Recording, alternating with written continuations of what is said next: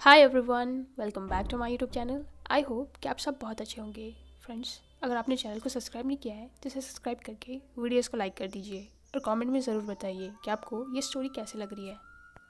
पिछले पार्ट में हमने देखा था कि विंग गूसू आ गया था, जहाँ पर उसे वांगजी के बारे में पता चला कि उसे सज़ा मिली है और वो अभी भी उससे रिकवर नहीं हुआ है।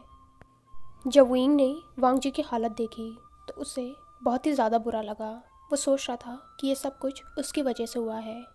वो वांगजी को देखकर रोने लग गया था। वांगजी को पहले लगा कि वो बस इमेजिन कर रहा है, लेकिन बाद में उसने देखा कि विंग सच में उसके सामने है। वो खड़े उठने की कोशिश कर रहा था। वो कहता है, विंग, क्या तुम सच में हो? इस पर विंग उससे कहता है, उठो मत, लेटे रहो।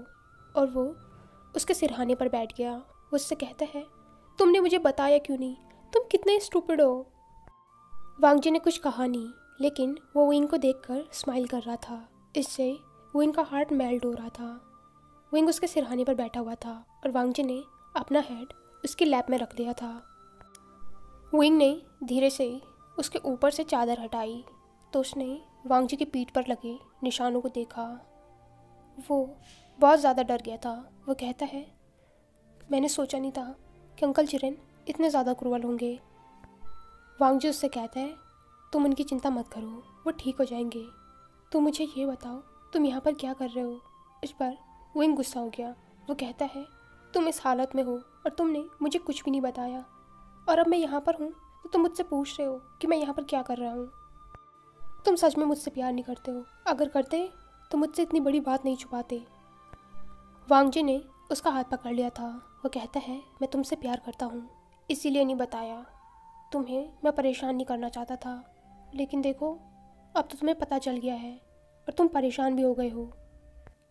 विंग जो सोच रहा था कि वो वांगजी से मिलेगा तो उसे बहुत डांटेगा, लेकिन अब वांगजी को देखकर उसे सिर्फ रोना आ रहा है। विंग उन निशानों को देखकर सोच रहा था, अगर मेरे पास भी वांगजी जैसी स्पिरिचुअल पावर होती तो मैं भी हील होने में इसकी मदद करता, लेकिन मेरे पास तो ऐसी कोई पावर ही नहीं है। उसने वांगजी के निशान पर अपनी उंगलियां फहराई और सडनली उसकी उंगलियों से एक नीली रोशनी निकलने लगी। ये देखकर तो वो खुद ही चौंक गया था। विंग ने रियलाइज़ किया कि उसकी बॉडी से वांगजी की बॉडी में स्पिरिचुअल पावर ट्रांसफ़र हो रही है, लेकिन ये स्पिरिचुअल पावर उसकी नहीं है। विंग ने अपने हाथों को वापस लेने की कोशिश की, लेकिन ऐसा लग रहा था जैसे उसके हाथ वहीं पर जम गए हों। विंग ने कोशिश की, लेकिन वो अपने हाथों को पीछे नहीं खींच पाया। इससे वो थोड़ा डर गया था। वो कहता है, लांजान, ये पता नहीं क्या हो रहा है। वांगजी उससे कहता है, क्या हुआ? तभी विंग ने ज़ोर से जेबुजुन को आवाज़ लगाई। बाहर शिचिन और जियांगजिंग बात कर रहे थे। विंग की आवाज़ सुनकर वो दोनों दौड़कर कमरे में आए। शिचिन कहता है, आशियन, क्या हुआ? वो कहता है, जेबुजुन, देखिए ना, ये क्या हो रहा है? कहीं ये मेरी रिसेंटफुल एनर्जी तो नहीं जो वांगजी की बॉडी में ट्रांसफ़र हो रही है? प्लीज़ इसे रोकिए, ये रुक नहीं रहा है। उसे डर लग रहा था कि कहीं उसके अंदर की रिसेंटफुल एनर्जी वांगजी को ट्रांसफ़र हो गई तो वो और ज़्यादा बीमार हो जाएगा। तभी शिचिन ने ये नोटिस किया कि विंग की बॉडी से निकलने वाली स्पिरिचुअल एनर्जी से वांगजी के निशान हील हो रहे हैं। वो वांगजी के और पास चला गया और ध्यान से उसे देखने लगा। वांगजी कहता है, ब्रदर, क्या हुआ? इस पर शिचिन कहता है, मुझे नहीं पता। विंग तो पहले ही डर रहा था और जब शिचिन ने ये कहा तो वो और भी ज़्यादा डरने लगा। वो कहता है, जेबुजुन, क्या ये मेरी रिसेंटफुल एनर्जी है? शिचिन ध्यान से उसके हाथों को देख रहा था। फिर वो कहता है, नहीं, ये तो, वेट, ऐसा कैसे हो सकता है? जियांगजिंग कहता है, ये हो क्या रहा है? तो शिचिन कहता है, ये तो वांगजी की स्पिरिचुअल एनर्जी है। इससे जियांगजिंग और विंग दोनों ही शॉक हो गए थे। वो कहते हैं, मतलब? लेकिन शिचिन उनकी बात नहीं सुन रहा था। वो तो उस स्पिरिचुअल एनर्जी को ऑब्जर्व कर रहा था। क्या ये विंग की बॉडी से वांगजी की बॉडी में जा रही है या फिर वांगजी की बॉडी से विंग की बॉडी में आ रही है? कुछ ही टाइम के अंदर वांगजी की पीठ पर जितने भी कोड़ों के निशान थे वो सारे हील हो गए थे। जैसे ही वो निशान हील हुए, विंग के हाथों से वो स्पिरिचुअल एनर्जी निकलना बंद हो गई और अब वो अपने हाथ भी हिला पा रहा था। उन लोगों ने जब वांगजी की बैग को देखा तो वो सब बहुत ज़्यादा शॉक हो गए थे। वो पूरी तरीके से हील हो चुकी थी। ये देखकर विंग बहुत ज़्यादा खुश हो गया और वो घुटनों के बल वांगजी के पास बैठ गया। उसने फिर से वांगजी की पीठ पर अपना हाथ फहराया तो देखा कि वहाँ पर एक भी निशान नहीं है। वो कम्प्लीटली हील हो चुका था। विंग कहता है, लानसान। फिर वो शिचिन को देखकर कहता है, जे बुजुन, आपने देखा, ये ठीक हो गया। शिचिन को तो अपनी आंखों पर यकीन नहीं हो रहा था। इतने महीनों से वो वांगजी का इलाज करवा रहा है, लेकिन वो रिकवर नहीं हो रहा था और विंग के छूते ही वो रिकवर हो गया। ऐसा कैसे हो सकता है? वांगजी उठने की कोशिश कर रहा था। विंग उससे कहता है, लानसान, ऐसा मत करो। लेकिन शिचिन उसके पास गया। वो कहता है, वांगजी, क्या तुम्हें दर्द हो रहा है? इस पर वांगजी कहता है, नहीं, मुझे नहीं हो रहा है। वो उठकर बैठ गया था। शिचिन कहता है, तुम्हें सच में दर्द नहीं हो रहा? सब कुछ ठीक लग रहा है? इस पर वांगजी कहता है, मुझे अभी तक जो दर्द महसूस हो रहा था वो नहीं हो रहा है। इस पर शिचिन बहुत ज़्यादा खुश हो गया। वो कहता है, वांगजी, विंग की स्पिरिचुअल एनर्जी से तुम्हारे ज़ख्म हील हो गए। तभी विंग कहता है, लेकिन जेबुजुन, ऐसा कैसे हो सकता है? मेरी बॉडी में इतनी स्पिरिचुअल एनर्जी नहीं है जो मैं किसी और को ट्रांसफ़र कर सकूं, और वो भी लानजान को, जिसकी कोर इतनी स्ट्रांग है। वो तो मेरी एनर्जी को एक्सेप्ट भी नहीं करेगा। तो फिर ये कैसे हुआ? ये सुनकर शिचिन सोच में पड़ गया था। थोड़ी देर बाद वो कहता है, तुमने ठीक कहा, लेकिन मुझे लग रहा है कि ये सब कुछ इस बेबी की वजह से है। उसने विंग की तरफ इशारा किया।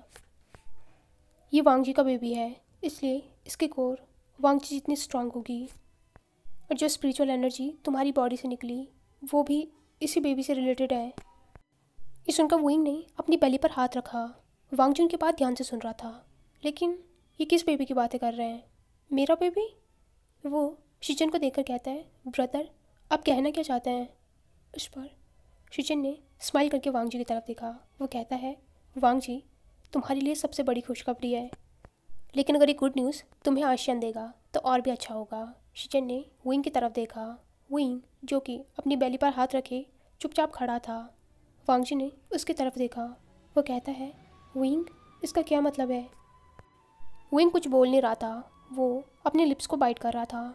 तभी पीछे से जियांगचिंग कहता है, तुम कुछ बोल क्यों नहीं रहे हो? कुछ बोलो तो। शिचिन उठकर कहता है, राजकुमार जियांग, आप मेरे साथ आइए। मुझे लगता है इन दोनों को थोड़ा टाइम चाहिए। उसके बाद जियांगचिंग और शिचिन वहाँ से चले गए। वांगजी ने विंग की तरफ अपना हाथ बढ़ाया। वो कहता है, विंग, क्या बात है? विंग ने उसका हाथ पकड़ लिया और वो उसके साथ बेड में आ गया। विंग उसके नेक में अपने हाथ रैप करके कहता है, पहले मुझे ये बताओ कि तुम सच में ठीक हो, तुम्हें सच में दर्द नहीं हो रहा? इस पर वांगजी कहता है, मुझे सच में दर्द नहीं हो रहा है, मैं सच कह रहा हूँ, देखो। तभी विंग ने उसका हाथ लिया और उसे अपनी बेली पर रखा। वो कहता है, तुम्हें कुछ महसूस हो रहा है? वांगजी थोड़ी देर के लिए कंफ्यूज हो गया था, लेकिन सडनली उसने कुछ महसूस किया और खुशी से उसकी आंखें बड़ी हो गई। वो कहता है, तुम सच कह रहे हो। विंग ने पाउट कर लिया था। वांगजी उसके चेहरे को पकड़कर कहता है, तुम सच बोल रहे हो, जवाब दो मुझे। इस पर विंग कहता है, तुम्हें क्या लगता है? इस पर वांगजी ने सडनली विंग को फ्लिप किया। अब वो उसके ऊपर आ गया था। विंग बेड पर लेटा हुआ था। वो कहता है, लानसान, ये क्या कर रहे हो? तुम्हारी तबीयत ख़राब है।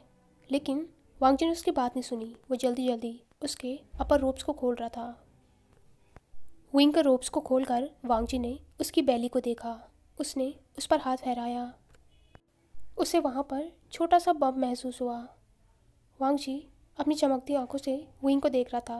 विंग की आंखों में तो आंसू थे। वांगजी ने विंग की बेली पर किस किया। वो कहता है, विंग, मैं क्या करूं? उसकी आवाज़ से ही लग रहा था कि वो अभी रोएगा। तभी विंग ने उसका चेहरा पकड़ लिया। वो कहता है, तुम खुश हो?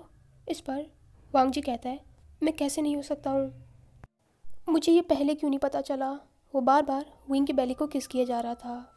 विंग तो बहुत ज़्यादा खुश था।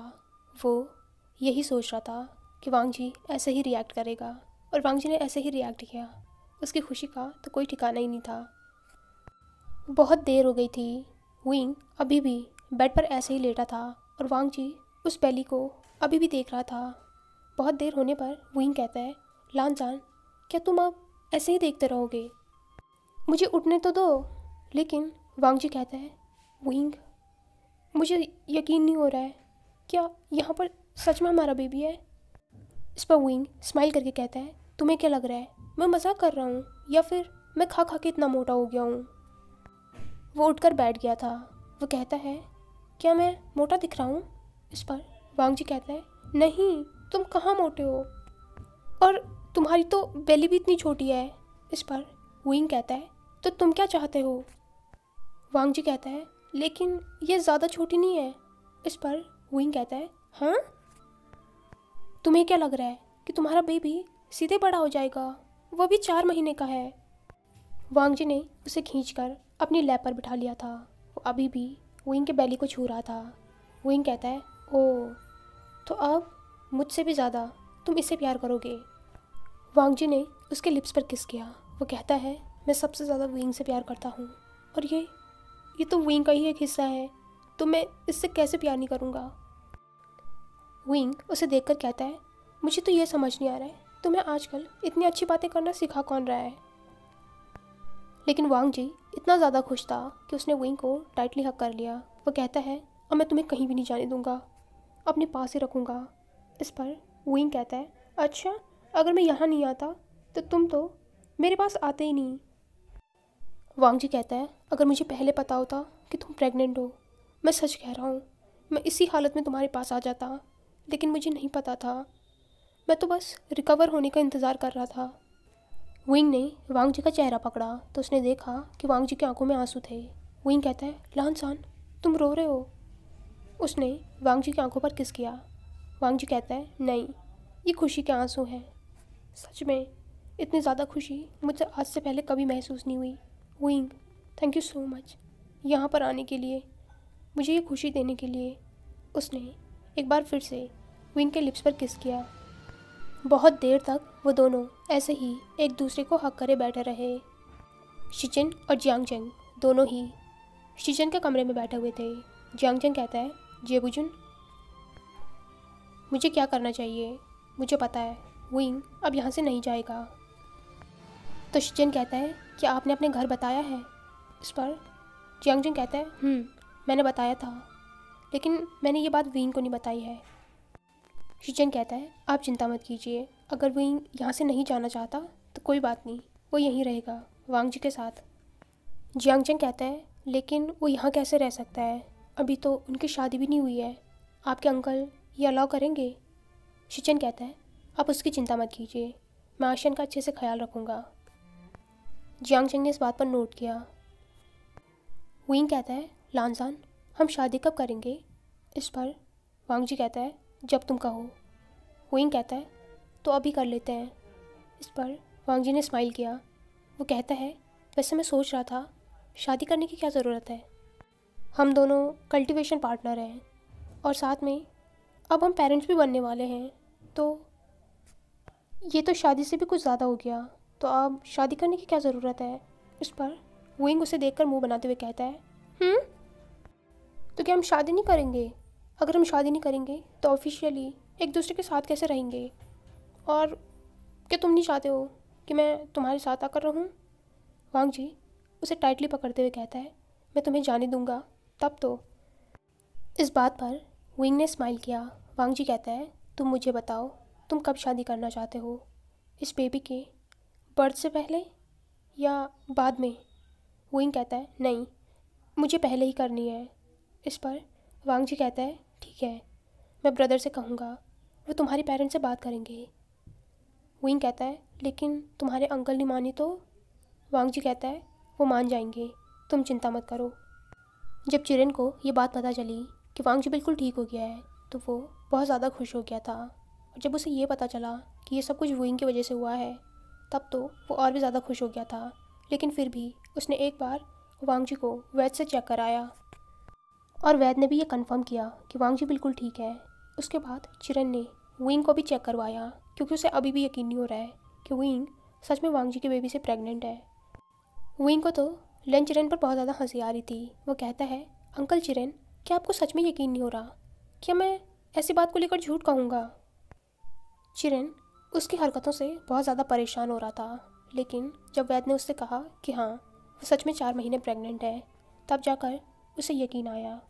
और शिचेन ने चिरन को ये भी बताया कि किस तरीके से वुइंग के शरीर से वांग जी की स्पिरिचुअल एनर्जी निकल रही है, मतलब उसके बेबी की स्पिरिचुअल एनर्जी। इसका यही मतलब है कि उन दोनों ने उस रिसेंटफुल एनर्जी को टेम कर लिया है। अब वो वुइंग के लिए खतरा नहीं है।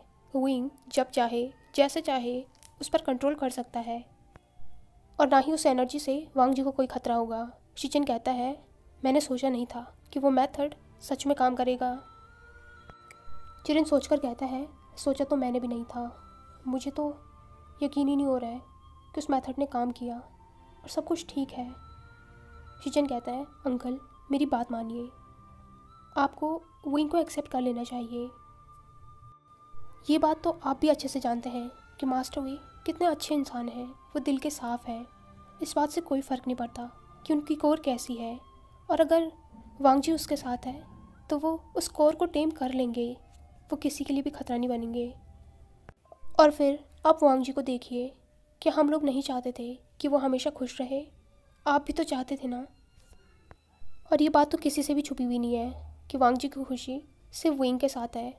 अगर वो वुइंग के साथ नहीं होगा तो कभी भी खुश नहीं होगा। ये बात तो चिरेन को भी पता है। अब वो ज़्यादा क्या कर सकता है, उसे वुइंग और वांग जी दोनों को एक्सेप्ट करना ही होगा। चिरेन कहता है, ठीक है, जियांग कबीले एक खत भिजवाओ, इन दोनों की शादी की बात करेंगे। इसे मैं ऐसे नहीं रहने दूंगा अपने क्लैन में। जियांग चेंग वापस अपने कबीले चला गया था और वुइंग अभी भी वांग जी के साथ था। वांग जी उसका हर दिन ख्याल रखता था। जियांग कबीले में जियांग चेंग ने उन लोगों को सब कुछ बताया, इससे वो लोग भी खुश थे। फाइनली वुइंग और वांग जी के बीच में सब कुछ ठीक है। और सबसे बड़ी बात, लन चिरेन ने भी वुइंग को एक्सेप्ट कर लिया है।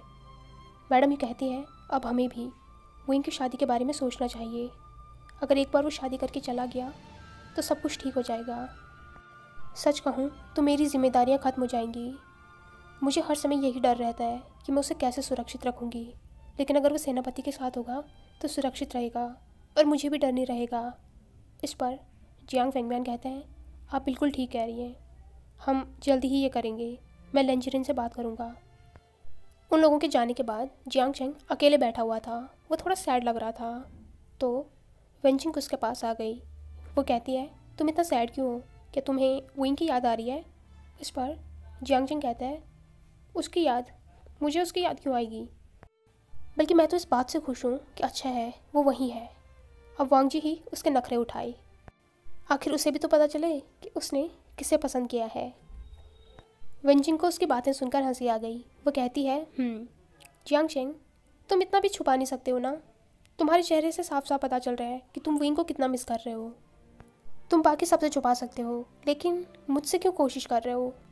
इस पर जियांग चेंग ने स्माइल किया। वो कहता है, वेंचिंग, सच कहूँ तो मुझे सच में उस इडियट की याद आ रही है, लेकिन मैं खुश हूँ कि वो खुश है। फिर वो वेंचिंग को देखकर कहता है, वैसे मैं ये सोच रहा हूँ कि सब लोगों को इस बात की फ़िक्र है कि उन्हें वांग जी और वुइंग की शादी करानी है, लेकिन क्या किसी को इस बात की फ़िक्र नहीं है कि मेरी और तुम्हारी शादी भी करवानी है? इस पर वेंचिंग ज़ोर ज़ोर से हंसने लगी। वो कहती है, किसे फ़िक्र होगी जब तुम्हें खुद ही फ़िक्र नहीं है? जियांग चेंग उसका हाथ पकड़कर कहता है, ऐसा नहीं है, मुझे फ़िक्र है, देखो तभी तो मैंने तुमसे कहा। वेंचिंग उसकी तरफ स्माइल करके कहती है, तो एक काम करते हैं, वुइंग और वांग जी की शादी होने देते हैं, तुम और मैं भी शादी कर लेते हैं, इन लोगों को रहने दो। इस बात पर वो दोनों ही हंसने लगे, लेकिन दूर खड़े जियांग फेंगबियान और मैडम यू उन दोनों को देख रहे थे। मैडम यू कहती है, सच कहूँ तो मैं तो जियांग चेंग और वेंचिंग के बारे में भूल ही गई थी। इस पर जियांग फेंगबियान कहते हैं, तुम क्या, ये तो मैं भी भूल गया था। फिर वो दोनों भी हंसने लगे। मैडम यू कहती है, हे भगवान, मुझे तो ये समझ नहीं आ रहा है कि ये बच्चे कब इतने बड़े हो गए। जियांग फेंगबियान ने उन्हें साइड हक किया। वो कहते हैं, तुमने सही कहा, चलो अब इन दोनों की शादी की तैयारियां भी करनी है। मैडम यू देखकर कहती है, आपने ठीक कहा, क्यों ना हम इन चारों की शादी एक ही साथ करा दें। जियांग फेंगबियान को भी ये आइडिया पसंद आया। लगभग 1 महीने बाद वुइंग वापस अपने क्लैन आ गया था। लन चिरेन जियांग फेंगबियान से बात करने आया था। उन लोगों ने वुइंग और वांग जी की शादी की डेट फिक्स कर दी थी। और साथ में उसी दिन जियांग चैंग और वेंजिन की शादी की डेट भी फिक्स की गई। विंग की बेली अब थोड़ा थोड़ा शो होने लग गई थी। उसे इस तरीके से बहुत अच्छा लगता था। उसकी पूरी फैमिली उसका अच्छे से ख्याल रखती थी। यहाँ यूनमंग में उसके पेरेंट्स और वहाँ गुसू में लेंचिरन, लेंचिचन और वांगजी सब लोग उसका बहुत ख्याल रखते हैं। अब उसकी शादी हो जाए तो वो वांगजी के साथ खुश रहेगा। हाय एवरीवन, आई होप कि आपको ये पार्ट पसंद आया हो। अगर आपको ये वीडियो पसंद आई हो तो इसे लाइक, कमेंट, शेयर और चैनल को पक्का से सब्सक्राइब कीजिए। Thank you.